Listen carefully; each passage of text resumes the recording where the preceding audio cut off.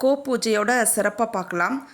கணவன் மனைவி இடையே ஒற்றுமை நிலவ, வீட்டில் சண்டை சச்சரவுகள் இல்லாமல் இருக்க, வீட்டில் கோபூஜை செஞ்சாலோ அல்லது கோபூஜை செய்கிற இடத்துல போய் கோவை தரிசனம் பண்ணாலோ, இது ரெண்டுமே என்னால் செய்யவே முடியலை அப்படிங்கிறவங்க வழியில் ஏதாவது ஒரு பசுமாடு பார்க்கும் பொழுது இந்த பூரம் நட்சத்திர நாள் அன்னைக்கு பசுமாட்டிற்கு ஏதாவது ஒரு இனிப்பு வாங்கி கொடுங்க. வெல்லம் ஏதாவது வாங்கி கொடுக்கும் பொழுது அந்த வீட்டில் ஒற்றுமை நிலவும், கருத்து வேறுபாடு இருக்காது, வீட்டில் நிம்மதி இருக்கும். அதே மாதிரி ஒரு ஜாதகத்தில் பித்ரு தோஷம் இருக்குது அப்படின்னா அமாவாசை அன்னைக்கு கோவிற்கு உணவு வழங்கி கோவை வழிபடும் பொழுது பித்ரு தோஷம் நீங்கும்.